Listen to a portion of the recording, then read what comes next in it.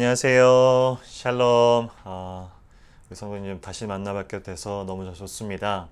오늘 하루도 하나님 말씀 가지고서 함께 묵상하며 그렇게 살아나가시는 저와 여러분이 되기를 또 기도하고 함께 합니다. 하나님 한 말씀 함께 보겠습니다. 에스라 이제 마지막 장인데요. 오늘 내일로 이제 에스라는 끝이 납니다. 오늘은 에스라 10장 1절에서 15절까지의 말씀입니다. 조금 많네요. 에스라가 하나님의 성전 앞에 엎드려 울며 기도하여 죄를 자복할 때 많은 백성이 크게 통곡하매 이스라엘 중에서 백성의 남녀와 어린아이의 큰 무리가 그 앞에 모인지라. 엘람 자손 중 여히엘의 아들 스가냐가 에스라에게 이르되 우리가 우리 하나님께 범죄하여 이 땅 이방 여자를 맞이하여 아내로 삼았으나 이스라엘에게 아직도 소망이 있나니 곧 내 주의 교훈을 따르며 우리 하나님의 명령을 떨며 준행하는 자의 가르침을 따라 이 모든 아내와 그들의 소생을 다 보내기로 우리 하나님과 언약을 세우고 율법대로 행할 것이라. 이는 당신이 주장할 일이니 일어나소서. 우리가 도우리니 힘써 행하소서 하니라. 이에 에스라가 일어나 제사장들과 레위 사람들과 온 이스라엘에게 이 말대로 행하기를 맹세하게 하매 무리가 맹세하는지라. 이에 에스라가 하나님의 성전 앞에서 일어나 엘리야십의 아들 여호하난의 방으로 들어가니라.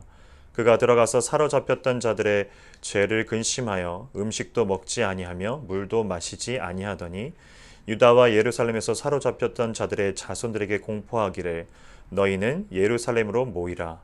누구든지 방백들과 장로들의 훈시를 따라 3일 내에 오지 아니하면 그의 재산을 정몰하고 사로잡혔던 자의 모임에서 쫓아내리라 하매 유다와 베냐민 모든 사람들이 3일 내에 예루살렘에 모이니 때는 9째 달 20일이라. 무리가 하나님의 성전 앞 광장에 앉아서 이 일과 큰 비 때문에 떨고 있더니 제사장 에스라가 일어나 그들에게 이르되 너희가 범죄하여 이방 여자를 아내로 삼아 이스라엘의 죄를 더하게 하였으니 이제 너희 조상들이 하나님 앞에서 죄를 자복하고 그의 뜻대로 행하여 그 지방 사람들과 이방 여인을 끊어버리라 하니 모든 회중이 큰 소리로 대답하여 이르되 당신의 말씀대로 우리가 마땅히 행할 것이니이다.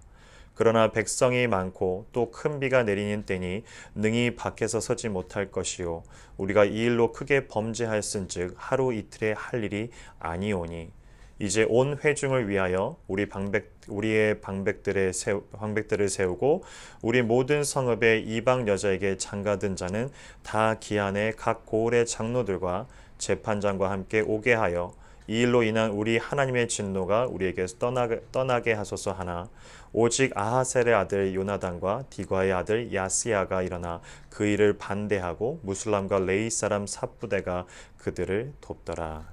아멘. 오늘 본문의 내용들은 에스라가 먼저 그 전장, 오늘 10장인데 그 9장에 보면은 에스라가 먼저 이 죄에 대해서 자각을 하고서 혼자 하나님 앞에 회개하며 자복하는 그런 시간들을 가졌고, 그리고 오늘 10장의 내용을 보면 이제 이스라엘 백성들이 이방 여인들, 이방 민족들과 결혼했었던 것에 대해서 스스로가 죄의식을 갖기 시작하고 그것이 발표됨에 따라 서서히 그 죄를 이제 뉘우치고 있는 그런 장면이기도 합니다. 흔히 말해서 국제 결혼을 한 거죠. 이스라엘 백성들끼리 결혼을 한 것이 아니라 가족이 된 것이 아니라 이방 민족들에게 그리고 이방 민족 안에서 여자들과 함께 결혼을 하게 되는 그런 부분인데 오늘날로 얘기하면 국제 결혼인 겁니다. 이 국제 결혼이 잘못되었는가라고 생각할 수 있을 것 같아요. 하나님은 이 국제 결혼을 반대한다는 말인가? 그 말이 아니었겠죠. 이 문제에서 보면 어떤 이 부분에 대해서 이런 인종에 대한 차별을 하고 있는 건가 하나님이, 아니면 인종에 대한 문제가 있는가 결혼관에 대해서, 이 부분들을 이야기하고 싶어서 이 본문들이 드러난 것이 아니라 영적인 부분에 대해서 이야기를 하고 있다는 것을 저희가 생각해서 유심히 볼 필요가 있습니다. 무엇이냐면 지금 이방 민족들을 통해서, 이방 여인들을 통해서 결혼한 이스라엘 하나님이 택한 선민인 그들에게 지금 혼합심들이, 즉 유일하신 하나님이 다가 아니라 그 이방 여인들을 통해서 그들이 섬기고 있었던 그들의 신들을 들여다오는 것에 대해서 하나님이 경계를 하고 있고, 그것이 죄임을 이야기하고 있다는 겁니다. 출애굽됐었던 백성들이 가나안 땅으로 광야에서 40년을 돌고 광야의 삶을 끝내고 가나안 땅으로 입성할 때도 하나님께서는 동일하게 경고를 하셨죠. 이방 여인들과 결혼하지 마라. 그런 동일한 이야기들은 솔로몬에게도 동일하게 이루어집니다. 이방 여인들과 결혼하지 마라. 하지만 저희가 잘 알듯이 사람들은 이 하나님의 경고들을, 그리고 하나님이 이렇게까지 경고하는 것에 대해서 그렇게 유심히 듣는 것 같진 않아요. 솔로몬도 결국에는 솔로몬 이후에 두 나라가 북이스라엘과 남유다로 둘로 갈라졌었던 이유를 성경에서 말하기를 솔로몬이 이방 민족들과 이방 여인들과 결혼을 했기 때문이라고 나와 있습니다.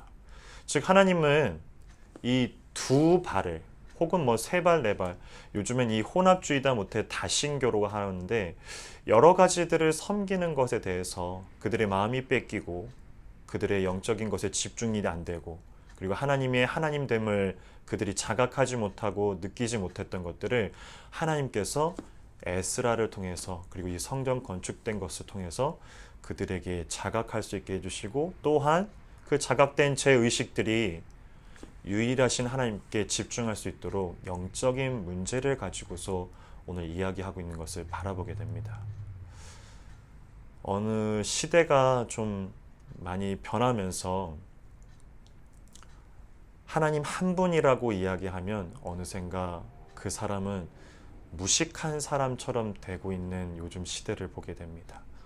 품지 못하고, 왜 차별하고, 왜 선을 긋고, 하지만 하나님 유일하신 그분이었을 때 가장 인간이 만들어진 본질에 가까운 것이라는 것을 우리가 기억해 볼 필요가 있습니다.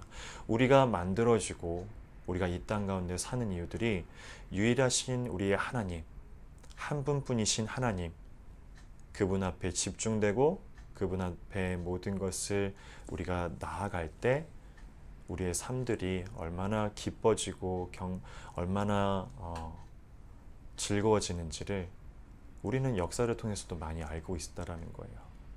그래서 오늘의 문제는 어떤 이 국제 결혼을 한 이스라엘 백성들을 탓하는 것이 아니라 그들의 영적인 문제, 즉 하나님이 유일하시다, 그리고 그분께 집중해야 되고 그분 앞에 나와야 되며 그분만을 경배하고 경외해야 된다.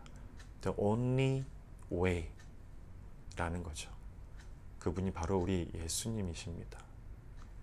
우리가 하나님 한 분 앞에 나아갈 때 우리가 우리의 삶의 본질 가운데 가장 좋은 때임을 기억하며 오늘 하루 살아나가시는 저와 여러분이 되길 원합니다. 함께 기도하겠습니다. 참 좋으신 하나님 아버지 감사합니다. 오늘도 말씀을 통해서 우리 영적인 문제로 하나님이 하나님됨으로, 그리고 우리가 그리스도인이 됨으로 그것을 온전히 집중하며 다른 곳에 눈을 돌리지 않았을 때 우리가 우리됨이 가장 가까워졌음을 이야기하고 있다는 것을 오늘 살펴보게 됩니다. 여러 마음들 가운데 우리 마음을 빼앗기는 요소들이 참 많습니다. 삶을 보건대도 그러합니다. 우리 주변을 보건대도 그러합니다.